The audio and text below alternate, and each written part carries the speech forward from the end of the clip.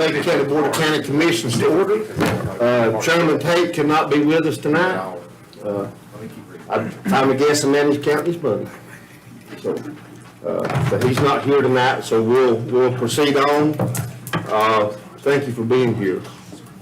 You know, it's been a beautiful day, and you could be a lot of places this afternoon. We thank you for joining us. We do have a full agenda. We'd ask if you got a cell phone, either turn it real loud or turn it off so we can hear it. Okay, under announcements, I'll start off. There'll be a joint meeting with the Macon County Board of Education. It's scheduled for Tuesday, October 18th, 2022 at 6 p.m. at the Fine Arts Center on the Franklin High School campus for an update and discussion on the Franklin High School project. Yes, sir. I'm just going to add to that, Commissioner Beal, that there are a few other items that we'll be discussing there that pertain to both the Board of Commissioners and the Board of Education. In speaking with Dr. Baldwin, we felt it would be best just to discuss those when both boards were together. Those items are the Highlands pre-K renovations. We did receive the responses from our RFQ that we issued from the architects. We will be, the liaison committee will be meeting on the 13th prior to that joint meeting to go over and evaluate those and be bringing you a recommendation for an architect there. We also received bids on the Macon Middle School locker room project that we will authorize contract negotiations at that meeting, and there could potentially be some discussions on projects related to the repair and renovation fund that is, again, from the lottery funding from the state. So those are a few other items that we've had discussed that we're going to wait till the 18th till both boards come together. So, will this meeting be carried on to that meeting? Yes, Will that be our meeting? we will recess this meeting until the 18th. Any questions about that, board, from anybody? Okay. The next announcement is discussion regarding the November 8th Election Day meeting. That is Election Day, and it's also our regularly scheduled November meeting. Any concerns about that from anybody? As you'll recall, we can't, since that meeting has been published. We will have that meeting. I do anticipate probably a light agenda for that meeting. Okay. But it's still regularly scheduled? Yes, sir. That's 6 p.m. on November the 8th. Okay. If you would please all stand. We've had, in our community in the past week, there have been several tragedies. Another tragedy occurred yesterday, of course. If you've not heard, you will hear of a tragedy in our county. And some folks lost their lives in accidents. Good friends of ours and a lot of people on this board. So remember those families. As we enjoy a moment of silence, then Mr. Shields will lead us in the Pledge of Allegiance.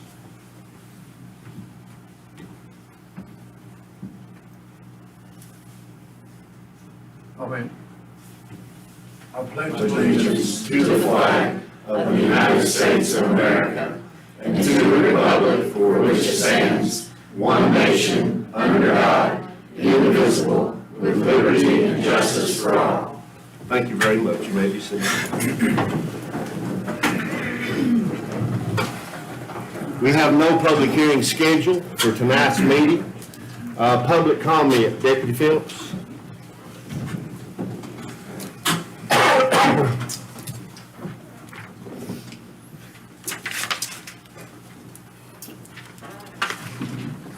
I don't know this lady. What, Norrell? Norrell Kirkland is going to give us a very short comment on something. Go ahead, Norrell. Glad to have you. On the sign-up sheet, I said, guess what? Because everybody knows I'm just so much in favor of having the repairs and repaving of the Greenway. And I was so counting on seeing Commissioner Tate because he adores coming to these meetings and listening to me talk about, you've got to do something good for the Greenway. And I was really prepped because I saw this commissioner about a week ago at another event, and he said, Narelle, now be gentle when you talk to us. So, We're fragile.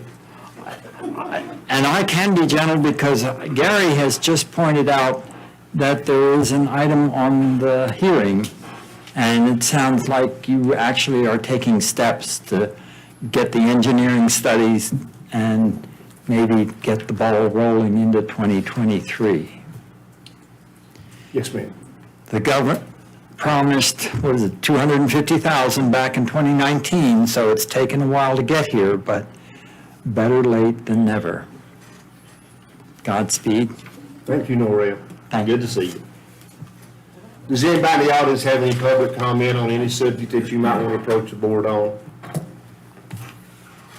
Anybody? Okay, we'll move on. Any additions or changes to the agenda, Mr. Manager? Yes, sir. If we could, Commissioner Beal, if we could add an update on the Cowee School Folk Heritage Center. We have Council Member Guffey with us tonight, and he's going to be giving an update. If we could put that on reports and presentations, item number 9C. And we'll also be adding to old business, item number 10D, amendment to the J&B franchise agreement. And our attorney, Mr. Ridenhour, will be discussing that. With G&B? Yes, sir.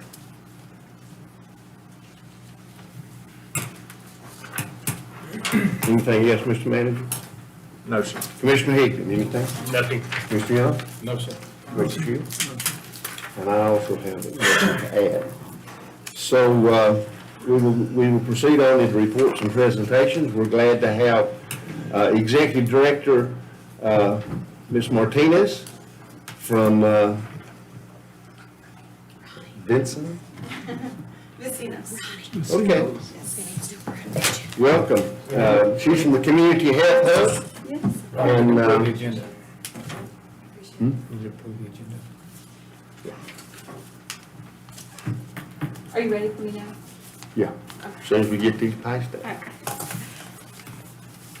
Before Ms. Martinez starts, with no changes to the agenda, could I have a motion that we approve the agenda as presented? So moved.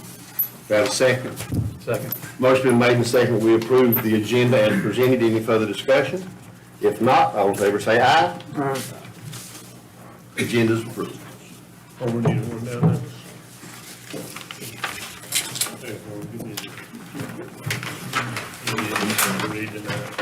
Ms. Martinez, now that we can hear you say the name, it's, Yes, I would love to.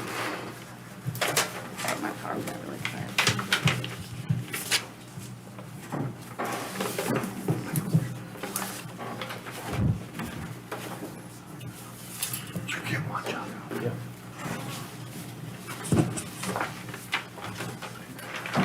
Are y'all seeing that on your screens? Can you see the PowerPoint on your screens? we've got it on there. Okay, great, thank you.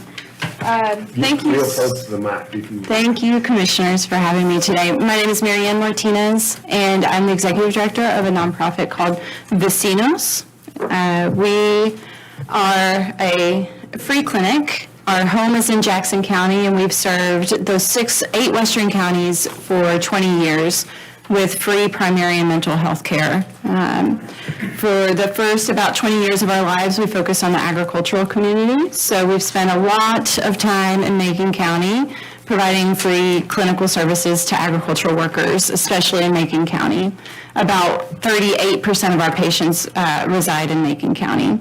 So I want to start with this picture because this really defines who we are. The picture has 1,000 words, right? So this is one of our medical assistants doing a lab draw on a farm worker, Macon County farm worker, during the workday at a local agricultural field here in just outside Franklin.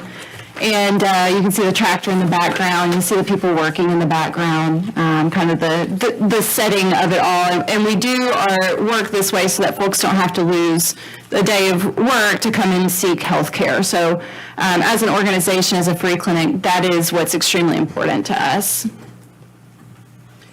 So as I mentioned, we've been around for about 20 years. We started out of the Jackson County Health Department and quickly expanded. We moved out of the health department in 2004 as our own nonprofit. And we've had this farm worker health focus until 2021. In 2021, we had a strategic planning effort that was very extensive, and included a lot of input from our patients, our board, our staff, our stakeholders in general.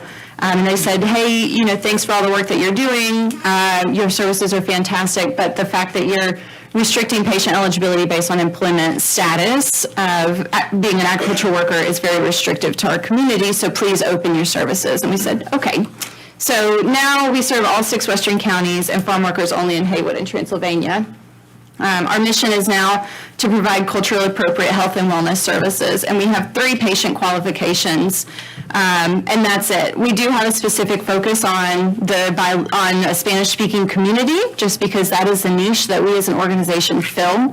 We work with other free clinics, such as Community Care Clinic of Franklin, Community Care Clinic of Highlands, to serve patients, Blue Ridge Health and Appalachian Mountain Community Health Services, who are the 2 federally qualified health centers in our region. And our patient qualifications as an organization are family household income at or below 200% of our federal poverty level, no health insurance, and we only serve adults. We don't do pediatrics. So we work with our partners to make sure that every person finds a good medical home, whether that's with us or with one of our partners. Our programs, as I mentioned, primary mental health care, we do have mobile and outpatient services. So you might have seen in Macon County our mobile clinics. We have one, I was just driving around here this morning, a 26-foot 3-room clinic. We have a diagnostic lab. We use an outpatient clinic in Cullowhee on Western's campus, a Harris Family Practice clinic. We have a licensed pharmacy. We do medication assistance. We also have several outreach teams, one focused on farm worker health and one focused on community health, with more of a health fair kind of focus. And our community engagement team engages our external stakeholders, patients and donors and whatnot. So we're still not quite back up to our pre-pandemic numbers, but in 2021 we had around 730 clinical patients, and we did a lot of COVID work in 2021 with around 8,500 additional community members touched through our COVID services. So we see a lot of people every year, and to have our patients ask us to expand our services is not as simple as just expanding services. We, during our strategic planning process, kind of looked very intentionally at what that would take, and we ultimately decided that we need a new building. We're currently housed in Western Carolina University's an archive office over there. So we have about 35 employees, about 600 square foot office. We serve over 730 patients in 3 exam rooms with 8 clinical hours. So if any of y'all have ever been in a clinical setting, you know that that is way more than is reasonable. But we can't expand on our own. We recognize that one of our values to the community is our community partnerships and our dedication to working with our allies in the community. And so to that extent, Dogwood Health Trust helped us to purchase the old Smoky Mountain Systems building over on 441. And it will soon be opened. The what building? The old Smoky Mountain Systems Oh, yeah. building. Mm-hmm. They have it leased now. Someone has a lease on it. We purchased it. Vecinos purchased that in June. So it's our building now. But we are leasing a portion of it, if that's what you're referring to. Quanta Telecom Services, I think is leasing a portion of it. And so in spring of 2024, this building will reopen as a community health hub. And you can see the list of services. This is just a couple of the services that'll be there. These are our planning committee organizations. So of course, Vecinos will operate integrated primary mental health care. We'll have free dental care. We'll have domestic violence, sexual assault victim services. We'll help people get enrolled into health insurance with the ACA. We'll provide tax prep services, legal services, and then community advocacy and community building. So again, all of our services will be focused on low-income, uninsured community members, and they will be bilingual in language. And you might be asking, okay, well, this seems very specific. Why would you, why is this even needed? So I put up some statistics here from the U.S. Census Bureau, the first of which is that over the past 20 years, we've had almost a 400% increase in our Latino population in the 6 western counties. However, we haven't had services to match that increase. So we're seeing a lot more people come and work in industries like agriculture, work in construction, in landscape, on transportation, all kinds of housekeeping, all kinds of different industries here in far western North Carolina, and there are not a lot of Spanish-speaking providers and services in the region. And so as an answer to that, the increased need and the lack of existing providers and services, Vecinos is responding with the Community Health Hub.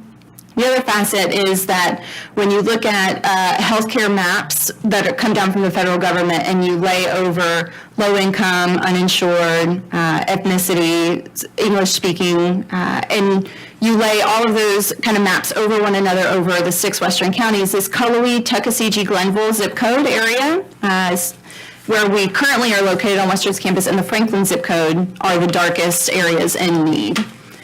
You can take out any one of those factors, whether it's ethnicity, English speaking, uninsured, low income, and just have all the rest, and that would still be true. So suffice it to say, there's a major need in Macon County for health care in general, and especially for free health care for uninsured folks, regardless of their background or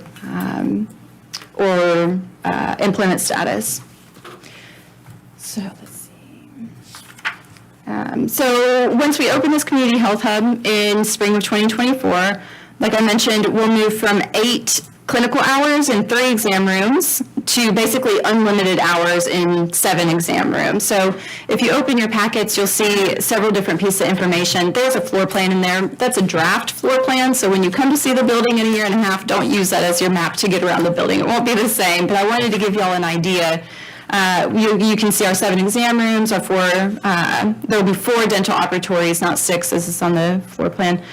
Pharmacy, lab draw, mental health rooms, domestic violence rooms, a community room that would be able to be rented out for nonprofit events or fundraisers, that sort of thing for our partner clinics, partner organizations. We expect to serve at least an additional 2,000 people in our first year, low-income, uninsured adults. We're be able to expand outside of just restricting our patient eligibility on employment status. And our partner services will be open to everybody, so you don't have to be a Vecinos patient to seek free dental care there. If you qualify for the dental care services at Blue Ridge Free Dental Clinic, you don't have to be a Vecinos clinic patient to enter the doors. So I am here today to let you all know about what's going on. This is very important for Macon County, very important for the region.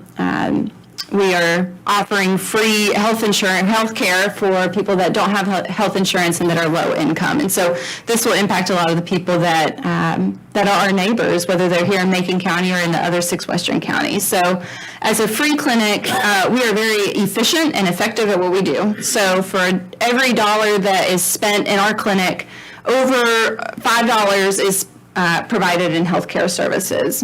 Just free clinics in general are very effective. I don't know how much you all pay for your health insurance premium every month, but you probably are just wishing that I'm not bringing that up, because now you might have a little sore stomach. I know I spend way more than what it takes us to take care of a patient. It takes us just over $460 a year to take care of one patient. I know my health care premium is more than that per month. So we're very effective, very efficient, and we are very excited to open the Community Health Hub in a year and a half at the Community Health Hub in Franklin. So We've purchased the building with the help of Dogwood Health Trust, and now it's time to renovate. If y'all have ever been in that building, you'll know that it was never meant for healthcare, right? So we have to redo the HVAC system. We have to run water under the floors for the dental clinic. There's a lot of work to be done, and so there's a massive renovation that comes along with that. We've raised almost 1.5 towards that budget of $5.6 million, and some of our funders include Dogwood Health Trust, Blue Cross Blue Shield Foundation, Cates Foundation, Office of Rural Health, USDA, Foundation for Health Carolina, and a lot of individual donors as well. So the packet that you have goes over our case statement. There's a booklet in there that talks about the capital campaign and our programs and services. So I would love for you all to take that home and just kind of look through it a little bit more and learn a little bit more about the project that we're working on. That's all I have for you all today. I know I have limited time, but I just wanted to close with this. Also, Macon County farm workers that are working on tomatoes back during the pandemic. And I love this picture because it describes so perfectly. It's very celebratory in our beautiful mountains. And they're talking about, a lot of times when they come here on the H-2A worker visa from Mexico, their families think that they're coming here to play around. And they don't realize, okay, when you go on the H-2A worker visa, it's actually very difficult agricultural work. And we're not going out to dances. We're not taking walks on Sundays. This is our Sundays for us working in the fields of the United States of America. So, if you have questions, you all or anybody in the audience, my email is up there. Our website is up there. Please feel free to look at our website and learn a little bit more and reach out to me. And if you all have questions, I don't know if now would be an appropriate time to answer those questions. So, Ms. Martinez, make sure I understand. Yes. So now, when you do get the renovations, do you have any mental health care workers on staff now? We do have mental health care workers. We're currently recruiting for a bilingual licensed clinical substance abuse counselor. And we also have 2 licensed clinical social workers on staff and several social workers on staff already. Yeah. So mental health and primary health care, our model is very integrated. We also, one of our partners is MAHEC, and they have bilingual psychiatry services to complement our mental health counseling. So They do the telepsych. they do telepsych, and they also do in-person visits as well with their bilingual psychiatrists. We'd like to invite you in the morning to our mental health task force. I appreciate that invite. I will look for more information 10 about that. o'clock at the Carpenter Building. Okay. On 441, you know where that is? Yes, I do. Just be there at 10 o'clock. Okay. When, tomorrow? Are you going to be there at 10 o'clock tomorrow? Okay. And a lot of us, every provider will be there. Okay. In our area. Thank you. And not only law enforcement, but all the providers and patients. Okay. So it's a full range. If you want to know about mental health in Macon County, it'd be a good time to show up. I appreciate that. Good, we'd love to have you. Thank you. I think it's wonderful. Do you get any Medicaid at all? We don't accept anybody with any health insurance. So as any good nonprofit, in my humble opinion, will tell you that their goal as a nonprofit is to work themselves out of business. So we want every one of our patients to be able to get on health insurance so that we don't have any patients, right? We want people to have the full access to everything, because when our patient goes to the emergency room, they are paying out of pocket, right? So not having health insurance is obviously not a good thing. You want to have health insurance so that you have a full comprehension of coverage. And so, of course, we want all of our patients to have health insurance. But that said, in order to concentrate our services and make the most out of our limited capacity, we only serve those without health insurance so that we can then work with the individual hospitals to set up, different either pay plans or special rates for us. And this will be open to anybody that qualifies. Anybody that is an adult, we won't, like I said, we won't do pediatrics. We don't do pediatrics. Anybody that is uninsured and anybody that has a household income at or below 200% of the federal poverty level. So low income and uninsured adults. Yes. Yeah. Wonderful. So Great. it's just not for the Latino population? So that's a question I get a lot. One of the reasons being our name Vecinos means neighbors in Spanish word. And we do have a special focus on the folks that need services in Spanish.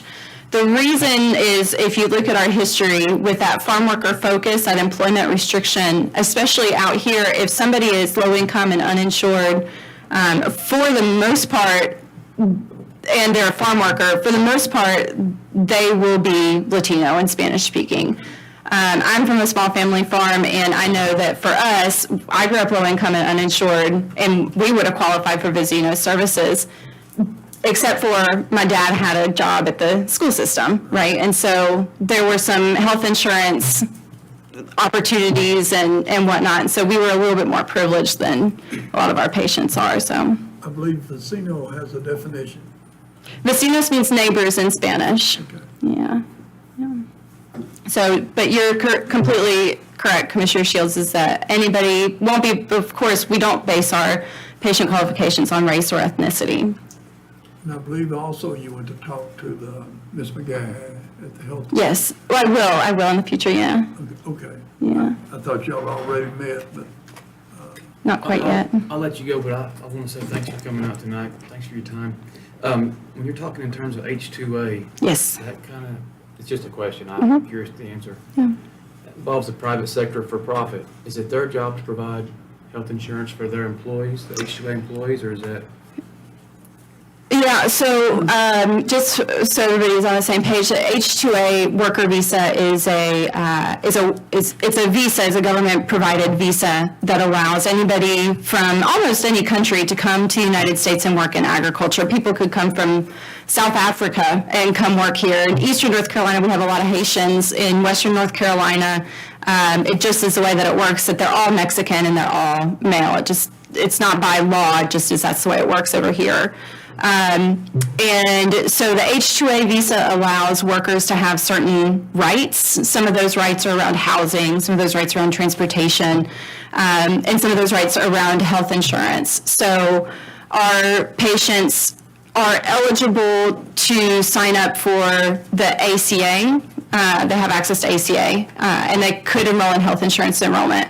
However, the majority of them elect not to because they do have a monthly premium, but when you're working from 7 a.m. to 9 p.m., how are you going to have primary care unless it comes on a mobile clinic from Vecinos at 9 o'clock at night and stays there until 1 a.m. when everybody's done being seen?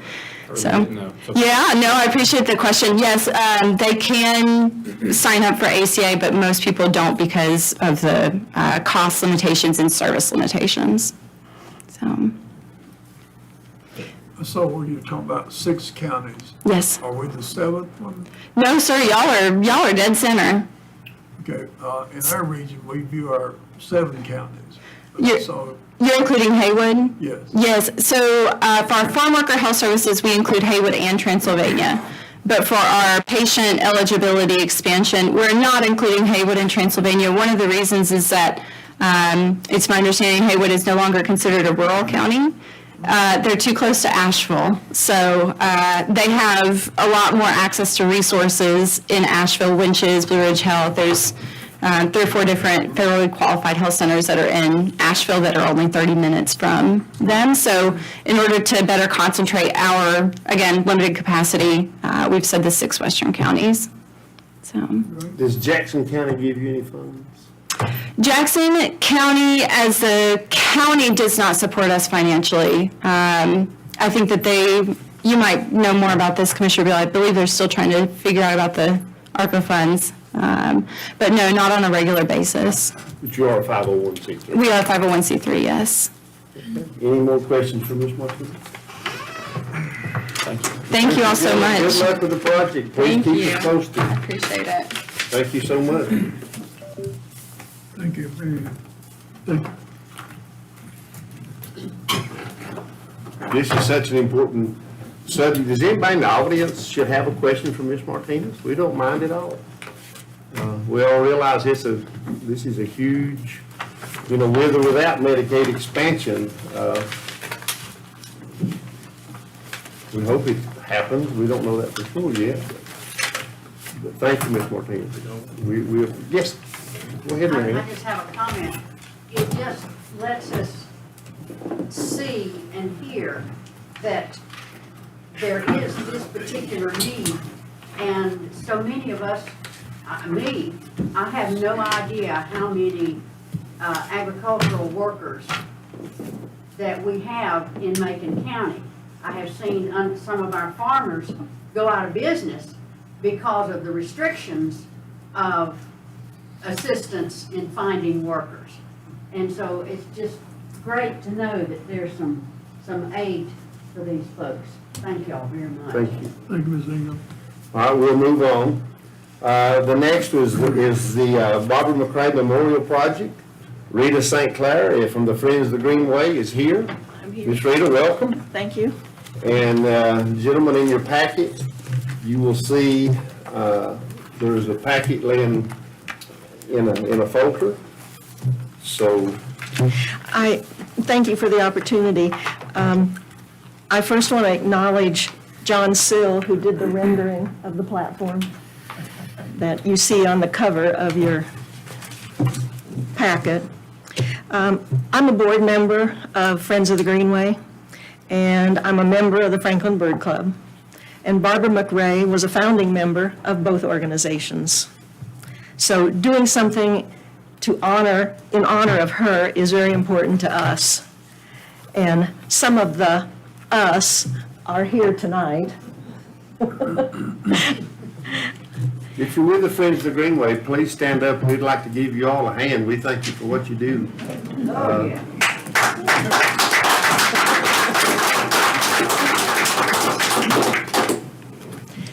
They are the support team who will be available to assist with answering any questions that you may have later on. We are requesting your approval of our proposed site for the Barbara McRae Memorial Viewing Platform. Barbara loved the Greenway, but she especially enjoyed time at the wetlands at Big Bear Park.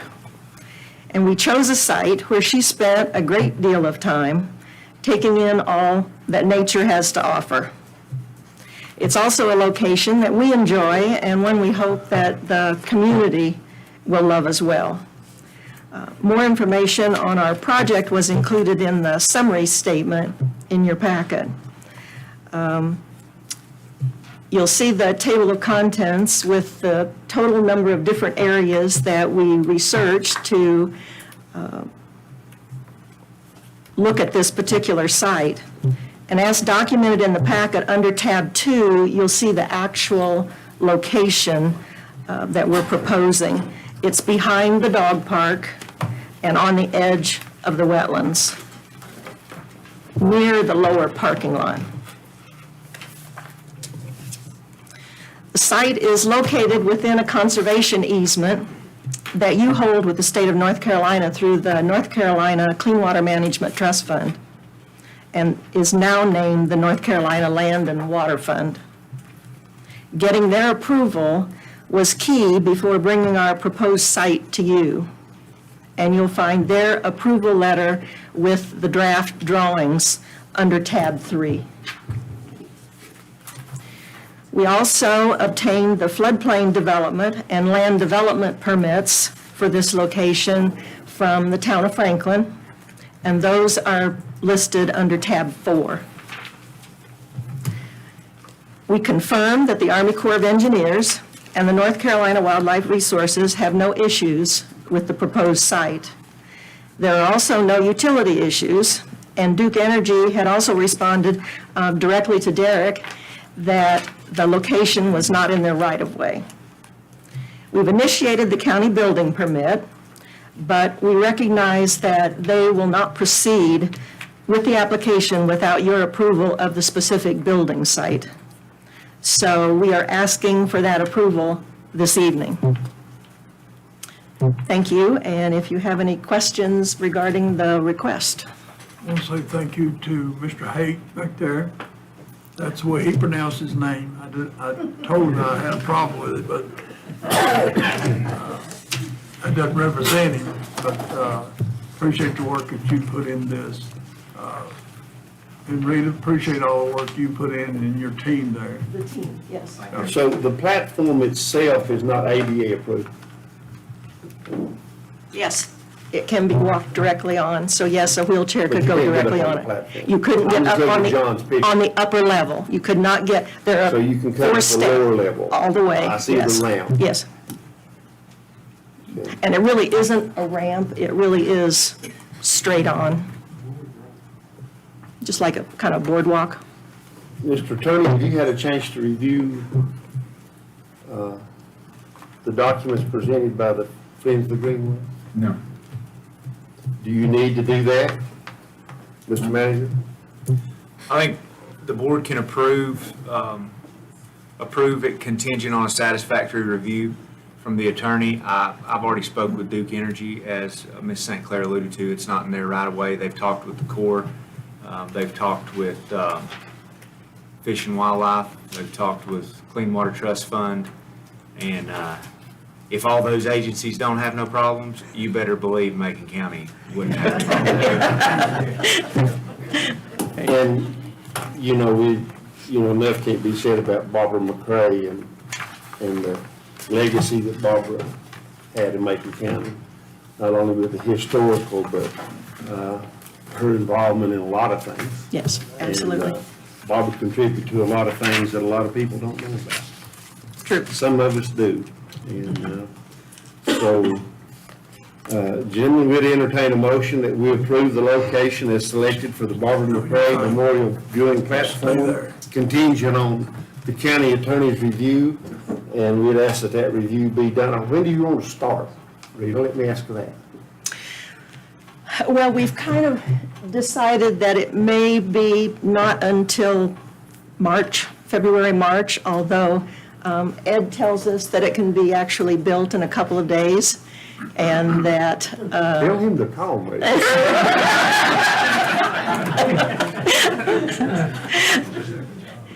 But we were hoping for an April 1st, because as bird watchers, we're ready for spring migration and want to be able to use it. So, Was that a motion you made? no, I'm asked the board for a motion. I make the motion since I'm the liaison for frogs. Do we have a second? For the, For the location. I'll second that. The motion been made and seconded that we approve the location contingent upon the county attorney's review of the documentation of the Barbara McCray Memorial Viewing Platform. And any more discussion? Just one question, Ms. Rita. I'm sure that you would not turn down donations if somebody wanted to contribute. No, we would not. We are doing well with our donations. Although we identified an estimate of what we thought the cost would be, we've made some changes to the original plans that still allow us to have a very permanent platform, and the costs aren't as high as we thought they would be. So we're in pretty good shape. So you're in pretty good shape. We are. Okay. And we don't have no problem if you've been with the Friends of Greenway for any time at all. In the invasive species, remember that? We don't have no problem with that, right? No, I remember that. Okay, any further discussion? Any more questions for Rita? All those in favor, please say aye. That passed unanimously. thank you very much. Thank you, Ms. Rita. Thank you all for what you do.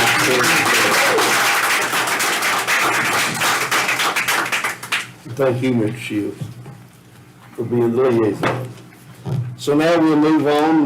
We have with us Alderman Stacy Guffey from the town of Franklin, also very involved with, of course, the Cal East School, the Heritage Center at Cal East School. Welcome, Mr. Guffey. Thank you, Mr. Vice Chair, and thank you, Commissioners, for the opportunity to speak tonight. I'm just going to make this quick and give you some heartfelt thanks and also make an introduction tonight. I wanted to talk a little bit about the last 12 years out at Cowee School. We started in 2010 with a 3-day public meeting where people came in and gave their ideas about what they'd like to see out there, and then over the course of the next couple of years, we developed a business plan and started operations out there in 2012. And since then, we've been putting together numbers here for a big push for some grants over the next couple of years out of the school, and I've got some numbers I'd like to share with you. Our unduplicated count of people that we've served since we opened is approximately 22,000 people. We came up with those numbers through sign-in sheets, and in a lot of our events we have volunteers. who go around and ask a series of questions about where people are from, how they found out about the school, how long they're staying on site, how long they're staying in town, or if they're local.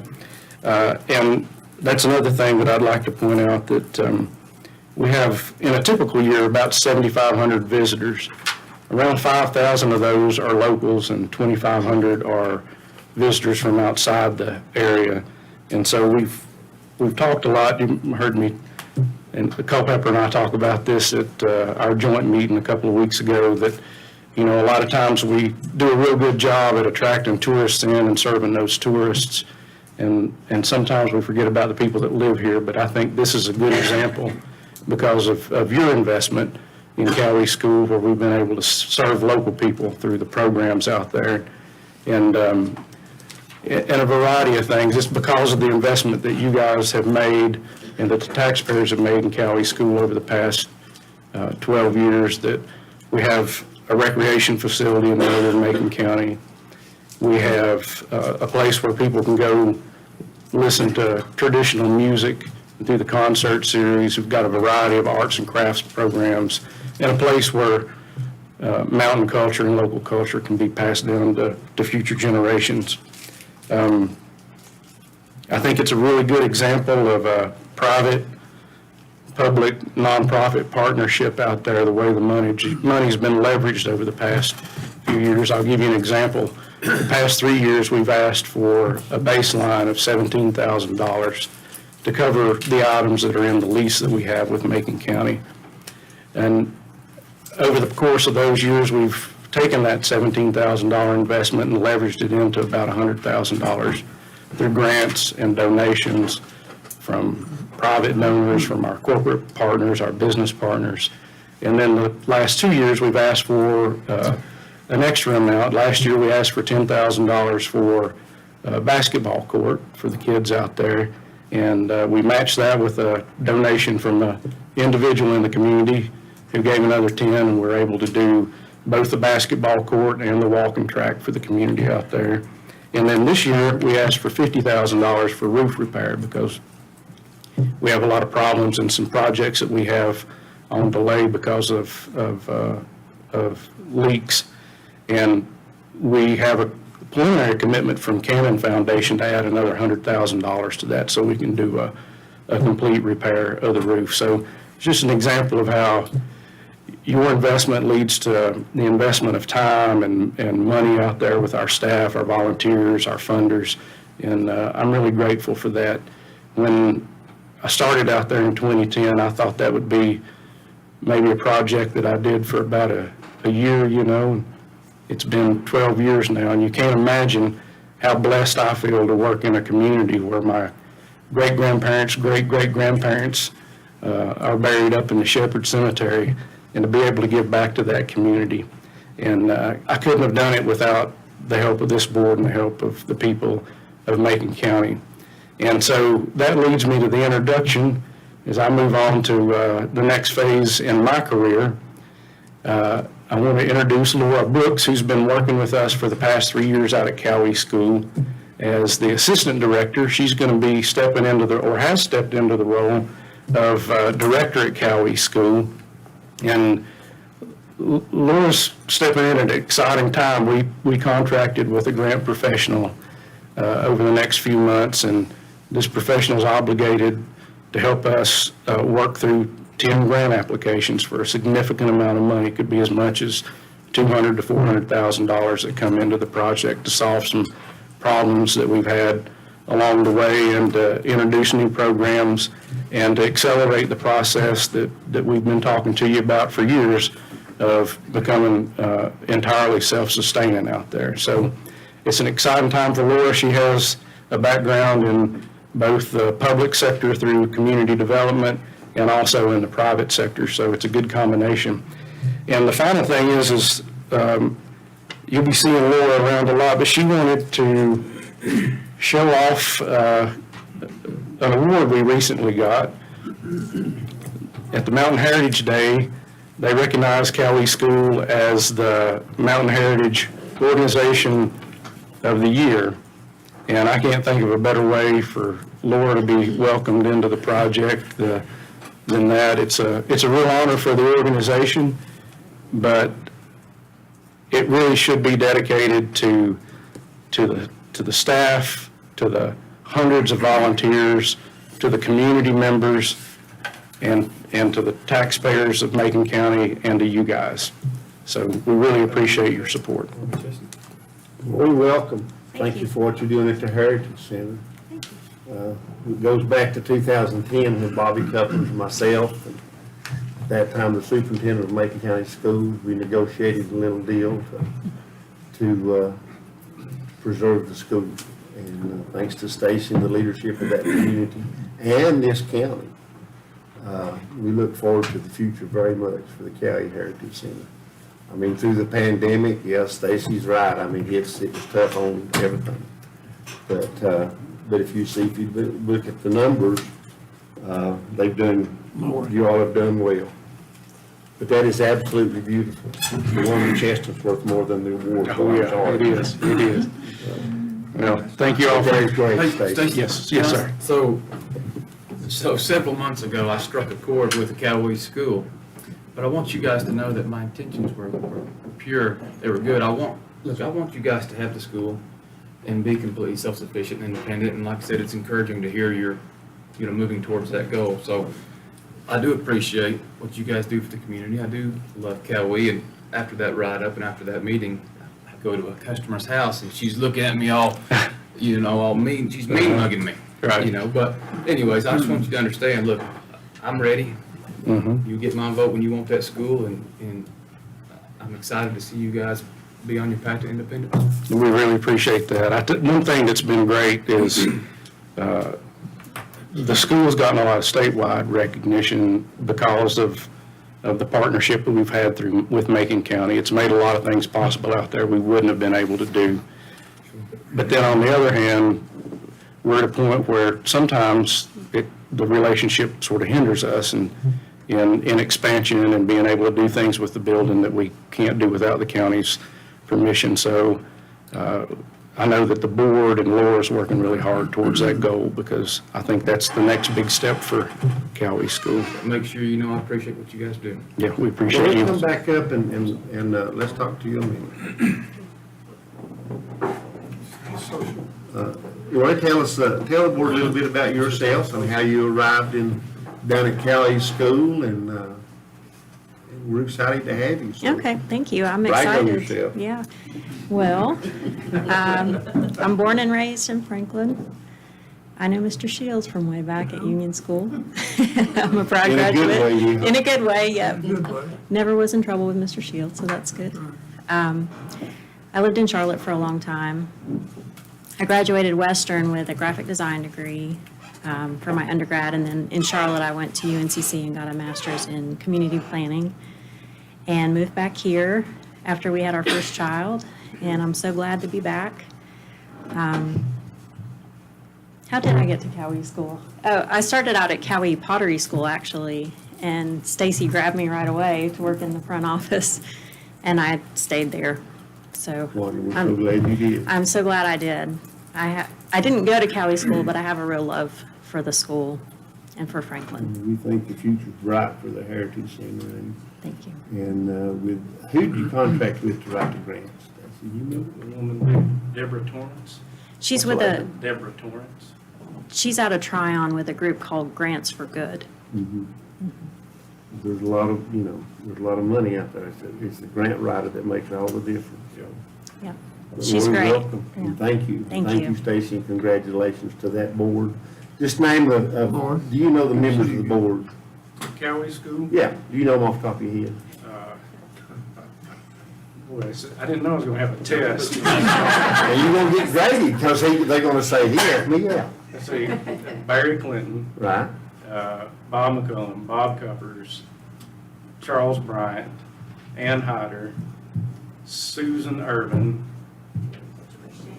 George James is our newest, Chris Allen, and Sarah Clancy. You did good. Well, tell the board, we appreciate all they do. Thank you for being here. We hope you're the best. Thank you, Stacy. I appreciate it. Good luck. Let me ask Rita. Rita, Yeah. do you have this on the website? on the Frogs website? Do you plan to put it on the Frogs website for the media? Yes.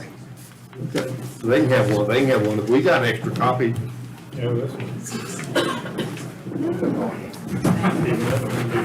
Mia, you want?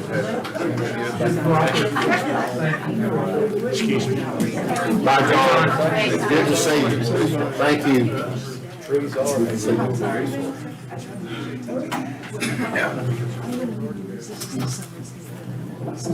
Oh, no, Chris always gets another hour and a half. Mia, do you want? Thank you.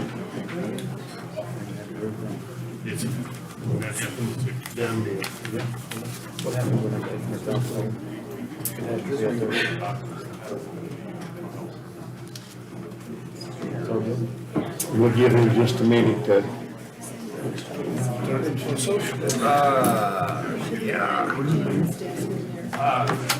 Hand me one of them casinos. The flyers? We got one.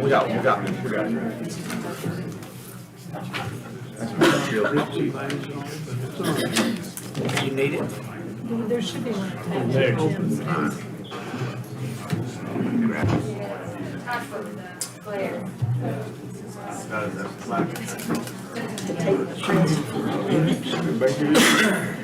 She needed for the meeting. No, we'll get Jim's in a minute. Okay, now we'll move on to old business. We have the tax administrator, Ms. Abby Braswell. She'll be requesting approval of the schedule of values, standards, and rules as presented at our August 9th commissioner meeting, followed by a public hearing, and that was conducted on September 13th, Yes, sir. 2022. So welcome, Abby, and you have the floor, ma'am. Thank you for having me tonight. As you said, August 9th, we presented the schedules, the 2023 Schedule of Values, Standards, and Rules, and the 2023 Schedule of Present Use Value, Standard and Rules. And we had the public hearing on September 13th. These standards have been on our website and in our office for public inspection. And tonight, I'm requesting you to approve these Schedule of Values so that we can get these in place before the end of the year for our reevaluation in January. Motion to approve? Like, I do have one change that I made, and that is for the, we have to publish a notice of adoption for 4 weeks. There's going to be 2 in the Franklin Press and 2 weeks in the Highlands. It's changed to October 19th and November 2nd, and in the Highlander, October 27th and November 10th. And that's the only change in the schedules at all. The motion has been made and seconded that the Macon County Board of County Commissioners approve the schedule of value, standards, and rules as presented by the tax administrator, Abby Braswell. Any further discussion? Are there any changes since the public hearing besides that, Abby? No, there's no other changes to the schedule itself. And we also have the present use value, standards, and rules that have to be approved separately. They have to be done each separately. You But have no any changes. comment from done all the work? Good. You're good? Okay. Any further discussions or any questions for Abby? If not, all in favor say aye. Aye. Thank you, gentlemen. Thank you, Ms. Abby.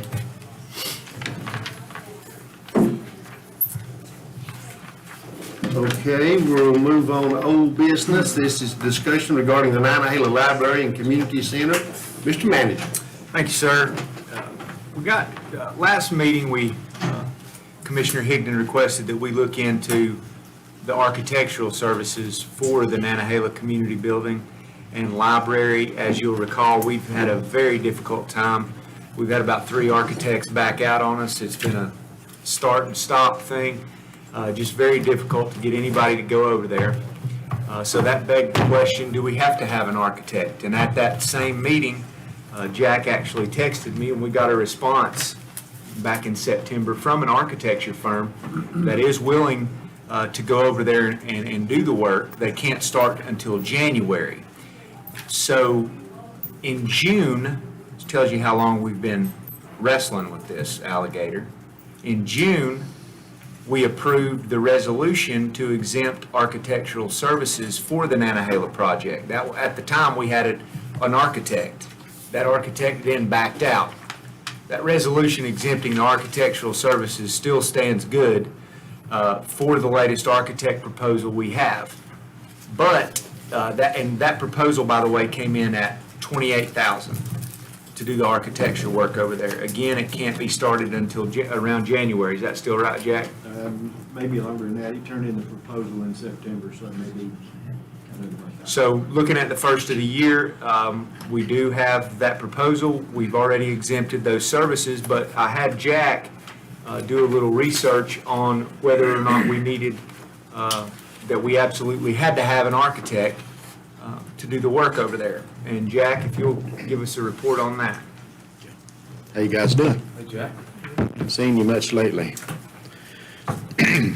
Dirk asked me to look into this, and I'm not an attorney, but I found a general statute about architects, when it's required, what the requirements are, the whole thing.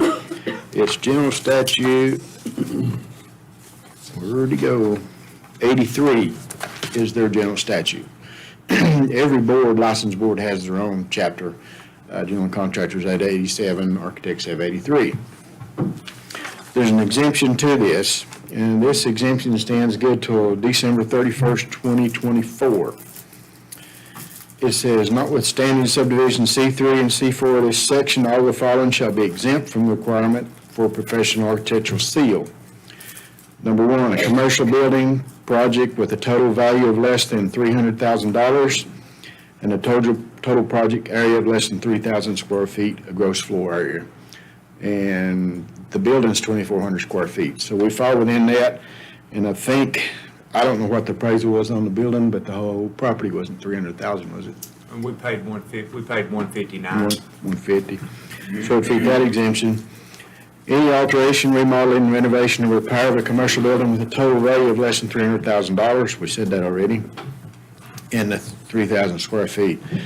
So, like I said, I'm not an attorney. I think Mr. Eric had a look at that general statute too, did you? And Yeah, looks like we're good. so, we've got one for 28,000, but we don't have to have one. Where you gonna start? I work for this guy, and you tell him And I what to work do. for y'all. Where we gonna start? It's up to y'all. Next week? They put that $28,000 into the building. You gonna bid it out, or how you gonna do it? Well, we'll have to, bid it. we'll have You to. ain't even have a yeah. scope of work, do you? Yeah, we do. We do have a draft scope of work. What we'll be doing, I mean, as far as that goes, what we had thought about before, and Jack had actually put together a punch list, if you will, is just basically to go in there, of course, divide the building, 2 separate services, and basically HVAC, and give them a clean slate. Give each, the community center and a library, a clean slate to put their things in. So it will be pretty much just a generic remodel, as generic as remodels can be, to get that building just a clean slate that's up to code and ready to go for both of those groups. And then they can do as they wish in their own separate sides. But the way I look at it, like the library, for instance, what we had contemplated, we might talk with them about outlets, maybe digital needs or whatever, where we need to run some low voltage wiring or whatnot.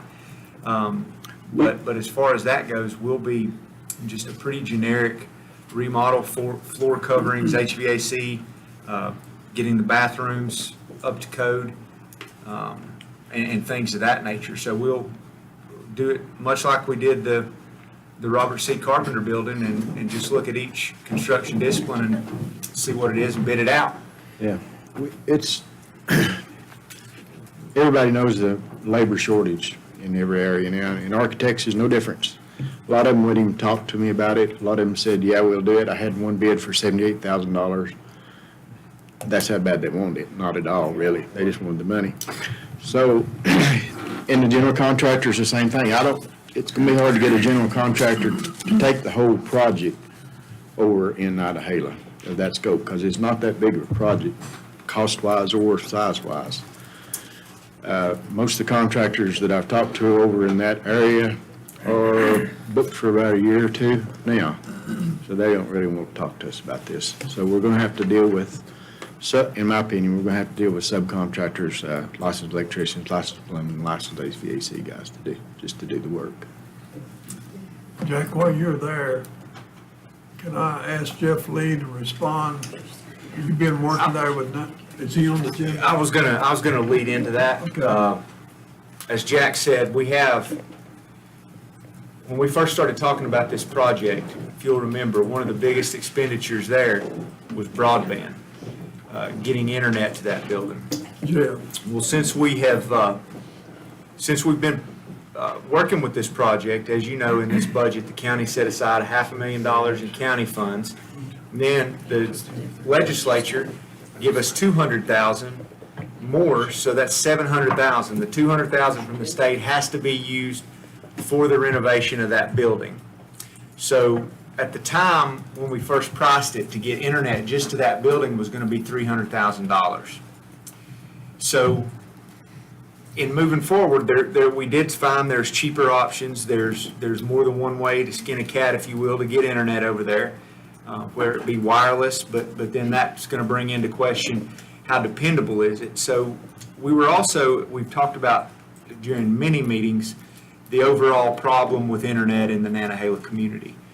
No cell phone service, no internet service, and in doing that, the broadband committee, for some time now, has had their eye on the Nantahala community in ways that we could look to get broadband internet access in Nantahala.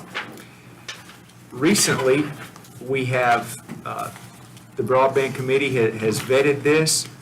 We have a proposal laying in front of you tonight that would not only, it would allow us to work with Little T Broadband, who we entered into a consulting agreement with for this fiscal year.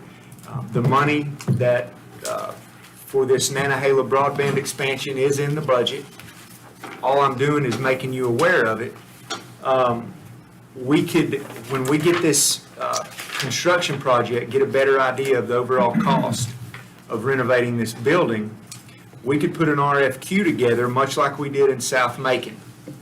As you'll recall, in South Macon, the county put up funds, told them what we wanted, issued that RFQ, and we had providers respond. Balsam West responded, Balsam West won. Now we have that fiber constructed in South Macon that has brought broadband internet and many possibilities to that South Macon area. What we're proposing to do is, rather than looking at just that building, use this opportunity and any funding that's left over here to look at that community and develop an RFP to be issued for providers to come in and provide internet to the Nantahala community. And so, with that being said, this statement of work before you, again, it is derived from the master agreement that this board's already approved with Little T Broadband. What they would be doing is taking Nantahala and basically mapping out the locations. We'd map out all the county facilities over there that we know we need broadband internet access, as well as picking up all the residences and businesses along the way over there and putting a proposal out and just see what we get. Nantahala is very unique. All the area over there is covered by the RDOF, in the RDOF area that Charter Communications won for the federal broadband money. What that does is it prevents any great grant, any continuing access to broadband grant, any state grants from North Carolina. It prohibits them from going into Nantahala because it's covered in that RDOF area. So Charter Communications has control of all that. They're not going to even be in Macon County for 3 to 4 years from now. So when you look at that, you know, this is a time where we do have money that's been set aside for the Nantahala community, we have an opportunity to throw the net out there and see what we get.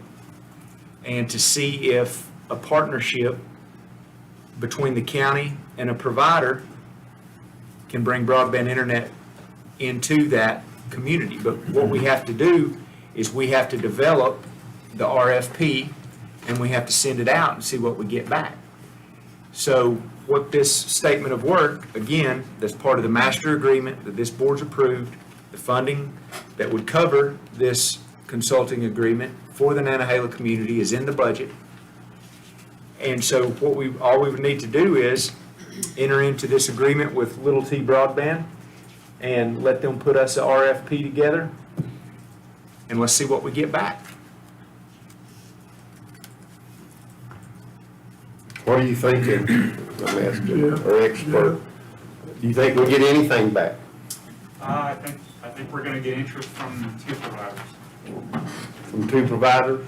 Yeah, Balsam West is interested in the area for a couple of different reasons. They have some things going over there.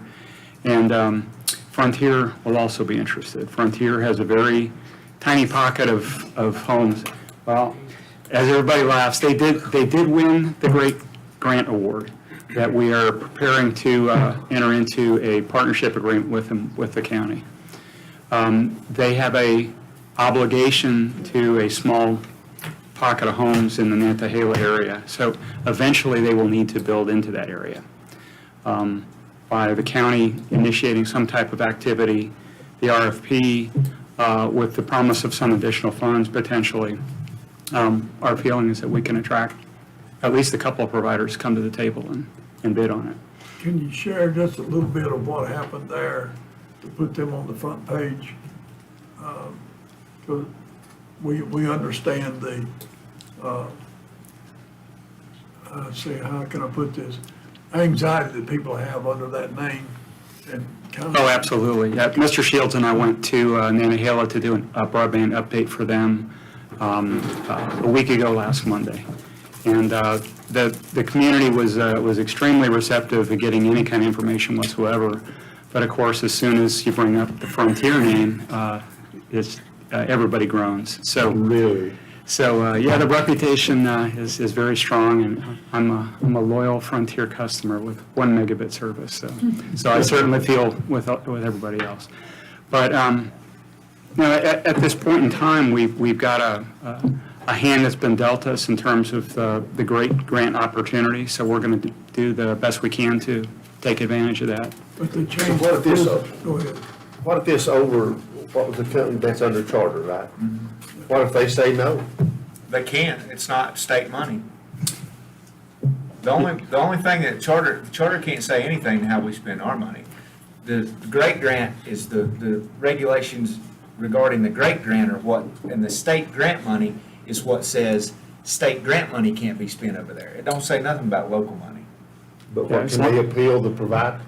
No, absolutely not. The only thing that they're afforded protections on is anything that was granted through either the federal government or the state. Since the state got a lot of the money for this current program from ARPA, which is controlled federal money, then that can't be awarded for this. But private funding, as well as county general funds, are not. How long do you think it will take to get, if you put out an RFQ and you get Balsam and Frontier, how long do you think it'll take to find out?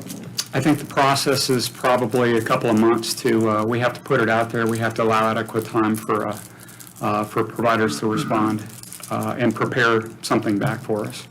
And we'll have to set deadlines in the RFP for when we want responses back. And Mr. Manager, would we want to proceed on without knowing if we're going to have internet? Do what now? Would you want to spend any more money on the building not knowing if you're going to have internet? We can have internet. We can get internet to that building. But what this is going to do is this is our chance to put a proposal out there to bring internet to the community. Does it cost anything to solicit a Well, RFQ? it's just going to cost this proposal right here that we'll get the RFP out for is not to exceed $6,400. So that's what we'll be paying, again, that money's in the budget. That's what we'll be paying to go and put that RFP out. Now, when we're gonna get into the money is the number that we're gonna put in that RFP. For instance, in South Macon, we said the county's gonna put up $580,000. Then that made it, that's what tipped the scales for that provider to say, hey, this makes sense, we can leverage that and do this. So we're gonna have to, once that RFP is developed, we'll bring it back to the board for review, and that's when we'll talk about numbers as far as what we're gonna say, hey, the county's willing to pony up this amount of money for the provider coming in to provide internet service. So, in other words, this money we've got set aside now is $700,000. And we just heard Jack talk. There's no way, if that building costs $700,000 over there to renovate, there's no way. So I think what we do is, we look at this money, this $700,000 as a building renovation and a broadband provision to the Nantahala community. Is there not broadband at the school currently? There is. Is there not a way to piggyback off what's the No, that's infrastructure already in EdNet. place? Well, there is, but it requires money. So right now, it dead ends. 4 right mile there. away. Yeah. 4 miles ain't that far. And that's 4 what- miles. 4 miles. 4 miles aerially is a little over $150,000 to run it over. It's about $35,000 To run per mile. Pole-to-pole Yes. broadband. If you Yes. can get permission. Well, yeah, if you have to have right-of-ways, you have to have That's pole exactly attach right. agreements. And is that not EdNet? Pardon me? Is that not the EdNet? I'm not sure, I mean, it's Balsam who actually delivers the provides the service. service. Right. And that comes from Andrews? It doesn't pass by the school? There is fiber that runs along, 74, over on the other side of the ridge, and so they tap in there and feed it from that, but it dead ends at the school. So what do you need, Mr. Mayor? Just consensus to move Yeah, ahead? just consensus on the broadband. You got much choice, do we? ODOT is, it's budgeted $6,400. Get maps. Oh, yeah. Generate maps, we generate an initial proposal, which the broadband committee would review. We turn that into an RFP, we include the GIS work and everything that would be required to go out and give a provider everything they need to bid on it. Yeah, I mean, Go I'll forward. do it. It's consent. I mean, Anybody have any objection? I think that's a, And then are we good on, we good on, as far as the building piece? Do you want, the library board needs to be involved from the word go. We met over there with the library. Representatives from the library, Mr. Hayden, 3 months ago, before, over there one evening with them and the community club too, and we hashed it all out, what everybody wants. So we got a vague understanding, we just need to get with each group to see details. For instance, the library wants a separate room, put their server in, and also have a place for the monitors so they can do testing or whatever, like that. And the community club wants things like a small kitchenette over there so they can have a casserole thing, get together. So it's not that complicated, but we want to, I think the county does, and I think we want to please those people over there as best we can within the budget. So we'll make sure that everybody is in the loop on this, Ronnie, is the best way I can explain it. You think you'll be ready to bring us back something, how you're progressing in November, Jack? It won't be much between now and November, but I'll have something. Okay, that's all. I do Thank you, have- Jack, for your help. I have a couple of questions, if I may. Do we have any kind of estimated cost of how much the renovations are gonna be? Around 200,000 was the last How estimate. much? Around 200. 200, okay. So if we hit 300,000, we've gotta have separate specs for Right. plumbing, electrical, HVAC, and general work. Since it's gonna be a over 30,000 project, we're gonna have to use a licensed general contractor. There's just some general statute provisions we've gotta keep in mind. Is depending that on- 300,000 Would that include, Lori, the internet, getting the internet there? No. That was just what's in the building. He said 200, right? 200 for the renovation of the structure. I'm not, the internet's not involved. It's not in- that I'm has just nothing- looking at the statutes relative We'll never do it for to 100 grand. the renovation of the building. Okay. Because the internet's a separate, Separate we deal. can't bid them together because they're, apples and oranges. Okay, so. good. When we had all that together, Ronnie, our estimate was 527 with 300,000 to get to the net there. Internet was 300. Yeah, and it may be that again. And we're gonna have to require these contractors, no, never mind. If we get to that 300,000 mark, that's where things start getting, we're gonna have to back up and punt. There's a lot more compliance that we have to worry about. When's the last time you So priced it I'm out? just kind of worried with That the way over- construction costs are right now. It's been a year since I priced anything over You there. priced it again? Yeah, we got to. My gosh. That's probably what I'll be bringing back to you in November.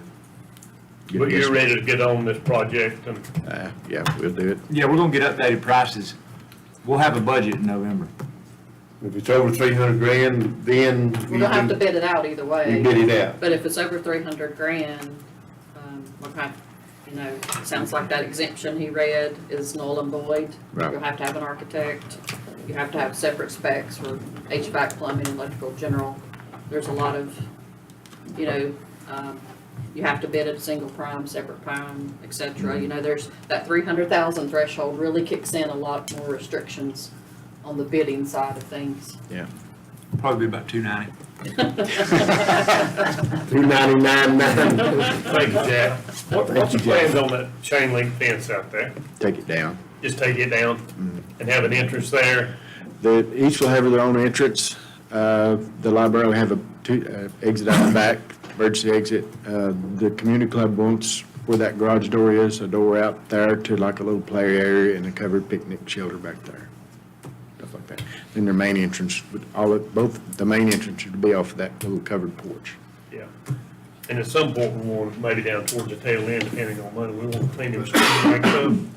What? Clean the stream banks up. It could use it. It could use Oh, it. they're rough. Yeah. Andrew Bick is his name.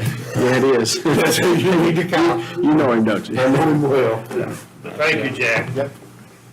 Thank you, Jeff. Well, Okay, Mr. Manager, County Attorney, Mr. Ridenhour, discussion regarding the deed of Pine Grove School Board. If you'll remember, we had a young lady come and was interested in starting a school at Pine Grove School and was interested in either purchasing or leasing the school. We asked the attorney to look into it because some of that money that was paid in before, make sure there was no, that we can lease it. Mr. County Attorney. Okay, so back in 2003, that property was originally deeded to the Macon County Preservation Society. Then they had conditions that they had to do in order to keep it. There must have been a discrepancy at that point because then in 2005, there's another deed done from the county to the Macon County Preservation Society, again conveying it to them. It's my understanding now that the Preservation Society has an agreement that they would like to turn it back over to the county. For those of you who don't know, we're talking about the old school building that is at the intersection there between Peach Creek and Highland Road, just before you get to Buck Creek. This is an old wooden schoolhouse. So right now, it is still owned by the Macon County Preservation Society. That needs to be deeded back. I have spoke with Catherine Kaler, who was the last president of the society, and she sounds like they're in agreement. So with consensus of the board, I can go ahead and submit that deed to her. She'll do a resolution by her board and sign the deed, in which case we can put it back in the county's name. However, the county can enter into a lease agreement. If it's a long-term lease agreement, it would have to be bid. If it's short-term, it can do that. If it's going to sell it, then it would need to go up for public auction in accordance with statutes. So What's the definition of short-term? short-term, well, I consider it short-term 1 year. 1 year, not 5. Is that like we do the towers up at Cowee? Could they come back every year and renew? I don't recall how we do the counties up at Cowee, but we could renew every year. Yes, we could renew every year on 1 year leases. So, but the first thing you need is consensus to go ahead and put it back in the county's name. Who's carrying the insurance on the building now? I'd say the county. Have we ever checked It's that? a preservation The society. county's doing maintenance on it right Bailey now. carrying it. Huh? Who is that? They come out of Highlands, it's when we first started When I was working speaking with with Ms. Kaler, she said that Mark Meadows had something to do with this originally. Mark was on the society when they first took it over, and we worked with them to get it ready to try to do the renovations. And the question is we want to make sure it's insured. Get it back. It is, by us, by the county. I think we added that. I'd make sure. Because there's been a lot of money and a lot of work put into that building. It's in great shape. So, Do you need a motion or a consensus or? Just the consensus that we'll accept the deed. Go for it. any objection to the consent to that? Okay. Anything else, Mr. Attorney? Not on that, Your Honor. And that building is one of the last modified Texas hill proofs. That's right. It's a modified Texas. We hill. redone the whole thing. Yeah.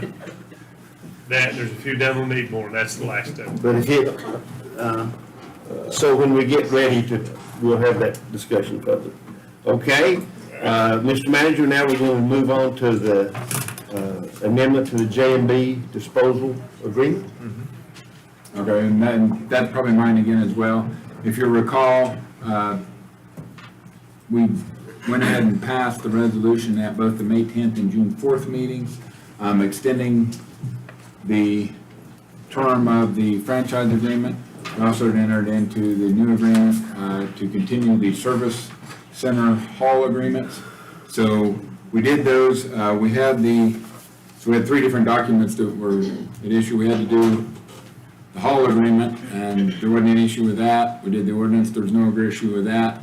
And the only thing we had left was the extension and modification agreement. In discussions with Mr. Stahl and Derek and J&B's attorney, we didn't change any of the material terms, however, we did reorganize that agreement so that it could make a little better sense. There were a couple of terms that were confusing to us involved, and so we've now reached the consensus as to what all parties will sign. Again, the terms, the amounts on that franchise agreement do not change from what was originally agreed upon back in May and June. So we've got that language, and so now it's just on for the board to sign and approve. Technically, it's already been approved, so we just need to, if there was anybody had any questions about this extension modification agreement, I'm here to answer. I know some of you probably didn't really get a chance to review it, if you'd like to take. But the bottom line is the money part, Mr. Attorney, that never changed. The Money part- agreement we had with our services never changes. Correct, that's exactly right. Chris, you got anything to add? Just here to answer questions. To clarify, they didn't change after the May meeting. That's right. Okay. That we Right, yeah, approved. right. That we approved. Where you Yes. approved the new Yes. rates and the fuel surcharge, yes. Okay. So do we have any questions about the extension modification agreement as described by our attorney? If not, we'll entertain a motion that we approve the modification agreement as presented by our attorney concerning the J&B disposal contract and agreement. So moved. Second. Motion been made and seconded that we approve the modification agreement as presented for J&B disposal. Any further discussion? If not, all in favor say aye. Aye. Any opposed? Thank you. Thank you, Mr. Ridenhour. Under new business, we'll bring back our tax administrator, Abby Baswell, will be requesting approval of a budget amendment related to the foreclosure and acquisition of 2 properties. A copy of the budget amendment requests are attached. Ms. Braswell and County Attorney Ridenhour can provide further information and answer any and all questions that may arise. Thank you. So there's actually 3 cases. In 2009, when we foreclosed on most of the lots in Watauga Vista, there was one, Lot O, that never was closed, and we are requesting a check for that one for $1,301.08. Then in 2019, there was another foreclosure on lots 1 and 2 in Cartooga Creek Campground and that one came out with Macon County being the last bidder, final bidder, $15,725. And then there's one that just came up. It's lot 307 in Wildflower subdivision that requires $16,300. So the total of all three of these is $33,327. That's required in order to have those go into the county's name. So this is basically just a money transfer from the county to the county, pay the taxes to show those county taxes were in fact paid. That then gives the county title to those properties based upon the taxes that we're actually owing on those properties. So now the county then owns them and is free to sell those. Those again would likewise sell like we previously talked about if anybody wants to buy them with the public bid process and the upset bid process. So this is purely just an accounting thing where we're doing the budget line item in order to transfer the money basically from county budget to the county tax collector, and then it obviously comes back. And I'm sure that all the advertisements have been done and. Yes. I'd like to comment on this. Yes. So I'm familiar with two of those. One of them, if you want my opinion, it's not in the county's best interest to acquire, especially up at Wildflower. They'll fee you to death up there. You'll pay $6,000, $10,000 in fees over 6-8 years. It already sold on the courthouse steps. Nobody bought either of them. So why, if the county buys it, we're gonna put it back on the courthouse steps? And then what? Okay. Well, and so you don't have to pay those taxes, those fees. I mean, they can end up foreclosing on it. But You're saying the county can wipe their own fees away and they essentially can't sell it wipe the cheaper? association fees away. What they're doing is we're wiping away the Union County taxes away. So now it's free to sell to whoever wants it. Those people were not paying taxes on it. So in the last, 10 or 15 years that we've been actively pursuing tax foreclosures, these are the very few where somebody did not come in and upset bid them. I'm shocked at how few properties the county has ended up owning during this time period.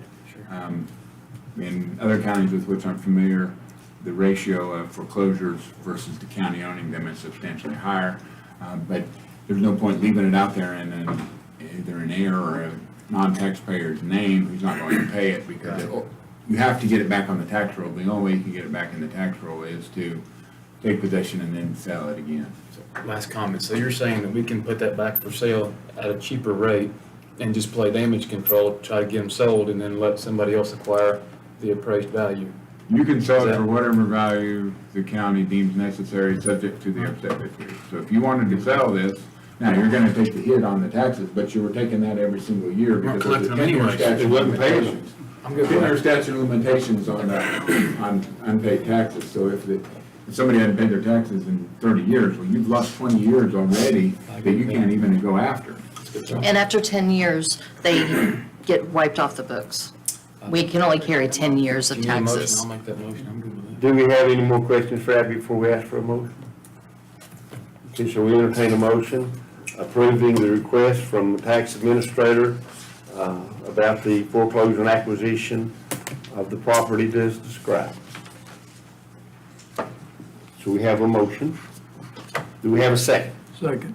Motion made and seconded that we approve the request from the tax administrator concerning the foreclosure and acquisition of the properties as described. Any further discussion? All in favor say aye. Aye. Any opposed? Thank you, Ms. Abby. Thank you very much. Now we'd welcome Planning Director Joe Allen. Joe will be talking about two different subjects. He'll be requesting approval of a partial release, and then he'll be requesting consideration and approval of a cash performance. Those are two different things, Joe. So we'll go ahead with 11B, Joe. Okay. Scott Cole, which is managing partner of Old Mud Creek LLC, who we entered into agreement with for Mountain Breeze subdivision with a performance guarantee in the amount of $51,025 back in February, has requested a partial release of that performance guarantee. He has installed the septic system, which is part of that original performance guarantee. You'll see an email in your packet from Charles Womack, our Environmental Health Director, saying that those are installed and approved. That original bid for those septic systems was $25,700. Ordinance requires that we get 125% of that value, which is $32,125. And I recommend that we give this back to Mr. Cole. Okay, any questions for Planning Director, Mr. Allen? If not, we'll entertain a motion approving the release of funds as described by the Planning Director. So moved. Second. Motion been made and seconded, we approve partial release, $32,125 to Mountain Breeze subdivisions. Any further discussion? If not, all in favor say aye. Aye. Any opposed? Okay, the next one, Mr. Allen.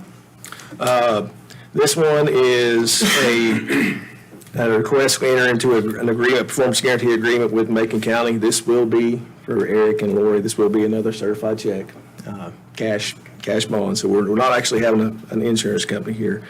This is for Monroe Estates. The developer there is Mr. Tom Murdoch, where there is some required paving that he does not want to do at this time. Big trucks coming into the road and tearing it up and stuff, which is understandable. The estimate for the paving was $30,000. As you see a copy of that from Melendez Hauling and Paving, and 125% of that would be $37,500. Has he agreed to that? Yes. Joe? Okay. Yes, sir. Any questions for Mr. Allen concerning the performance guarantee, which will be in cash? Okay, if not, we'll entertain a motion to that effect. So moved. Do we have a second? Second. The motion been made and seconded that we approve the request from Planning Director Joe Allen for consideration and approval of cash performance guarantee from developer Tom Murdoch associated with Monroe Estates subdivision. Any further discussion? So thanks for sticking around an hour and a half with us. Yeah. Sorry, John. You gotta love it, man. That's it. If not, all in favor say aye. Aye. Aye. No, Anybody, I was looking at Sullivan. any objections? All right, that passes, Joe. Anything else you want to bring before the board? No. Thank you, guys. Okay. See you, Joe. Thank you, Joe. See, Next, we have our Finance Director, Lori Cropper, will present a resolution exempting engineering service for bank stabilization on the Little Tennessee River Greenway. Yeah, thank you, Mr. Beal. I can't take credit for the procuring the engineer in this. Doug Johnson helped out Seth Adams and Direct Park with this, but I didn't want to make Doug come out tonight, you know, and sit through a couple of hours to get to this point. But anyway, so a few months back, the county received $250,000 for greenway improvements. So part of our plans for that money was to stabilize the bank along the Little Tennessee River portion of the greenway, two separate sections of the riverbank. And so Doug Johnson has contacted Headwaters Engineering. They've given us a proposal for not to exceed $5,200. So of course, that's well within our budget of $250,000. And so for this, they will, of course, go out to the site, take some measurements. They'll do a no-rise certification and present a set of construction drawings that we can then put out to bid. So like I said, this will be basically, you know, Norrell was here earlier talking about Greenway. This section will get the bank stabilized, which we hope to do, of course, in the next few months. But as far as the paving, you know, we're headed into the colder months, the plant's shut down. So our plan is in the spring, when it warms back up, to try to be ready to go to get the paving portions of the Greenway project done in order to try to spend this money by, June 30th of 2023. So, of course, with this being under the $50,000 threshold, I did prepare the resolution to exempt this project from the RFQ process. So just need a motion to approve our resolution exempting RFQ. Gentlemen, you'll see the resolution in your packet, and it was in your agenda packet. Do we have any questions concerning the resolution for Lori? At this time, we'll entertain a motion approving the resolution exempting engineering services for bank stabilization on the Little Tennessee River Greenway in Macon County, North Carolina, from the provisions of Article 3D of Chapter 143 of the North Carolina General Statutes. Any further discussion? Make the motion. Second. Motion been made and seconded that we approve the resolution as presented. Any further discussion? All in favor say aye. Any opposed? I said on to the frogs. Okay. On the consent agenda, gentlemen, you Got one more before we go. All right. 11E, new business, approval of agreement and fund appropriation for courtroom cabling project. As you'll see in your agenda packet, you have a memorandum of agreement from the North Carolina Administrative Office of the Courts. The North Carolina Administrative Office of the Courts has, there was a new session law passed in 2021 that significantly expanded their authority to hold proceedings by audio and video transmission. So they're going, within all the courts in North Carolina, they're upgrading the AV equipment. They will purchase and install the AV equipment. The North Carolina Administrative Office of the Courts will. However, they will not purchase and install the cabling. So what this memorandum of agreement is saying is the North Carolina Administrative Office of the Courts is going to come in and install new AV equipment. They're going to install it and pay for it.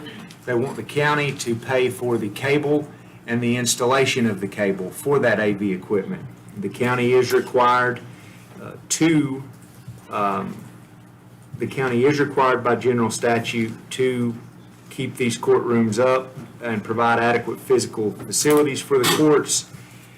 We received this after the budget had passed. That's why it was not included in the budget.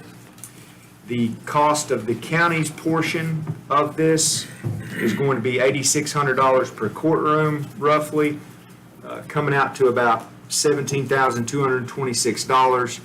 What we would be requesting here is an approval of this memorandum of agreement between the county and the North Carolina Administrative Office of the Courts, as well as the appropriate budget amendment, which I think we had discussed, Lori, we want to take that from fund balance $20,000. in the amount of $20,000. So we would need to approve the memorandum of agreement and approve the accompanying budget amendment for $20,000.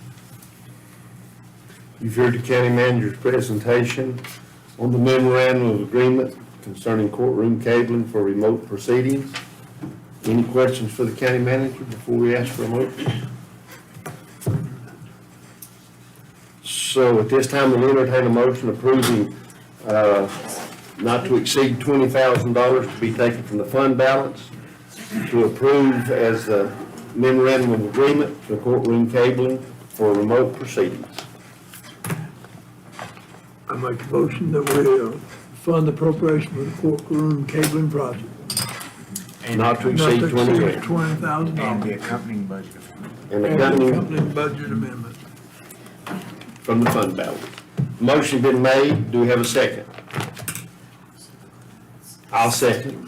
So the motion been made and second that we approve the $20,000, not to exceed $20,000 from the general fund balance for the memorandum of agreement concerning the courtroom cabling for remote proceedings. Any further discussion?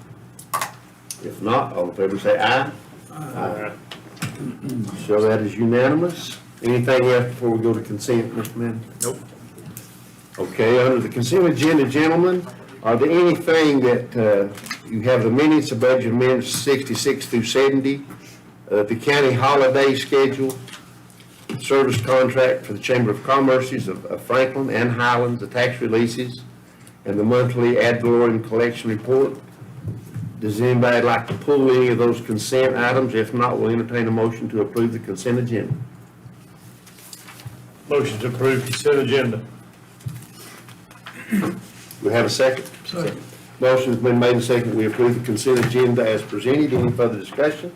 If not, all in favor say aye. Aye. Any? Okay, good. Now, under appointments, don't believe we have any. Do we need any need for a closed session, Mr. Attorney? I don't have any. So no need for a closed session. So with that, we'll entertain a motion to recess this meeting until Tuesday, October 18th, 2022 at 6 p.m. at the Fine Arts Center on the Franklin High School campus for the purpose of holding a joint meeting with the Macon County Board of Education. But before we leave, let me say this, please. I'll wait just a minute. The county, I wanted to say this before Mr. Guffey left, but the county, the town just lost a long-time employee, Miss Janet Anderson, and we should have said that during our moment. If you didn't know Janet, she had been with the county, I don't know how many, over 30, I know. And was very pleasant and done a lot of work, worked well with the county for the years I've been here. And Janet Anderson is a credit to society and will be missed. So with that, we'll entertain a motion. What? But also, in that meeting on October, or the 18th, part of that meeting is our architects, LS3P, coming in and working with us or explaining to the public. It's an open meeting in the Fine Arts Center, explaining to the public the schematic drawings of the stadium and the new high school. Okay. Anything else on that? So we'll entertain a motion to recess this meeting until October the 18th. So move, Mr. Chairman, or Mr. Vice. Second. Anybody oppose that? No, they don't. Thank you all for staying with us.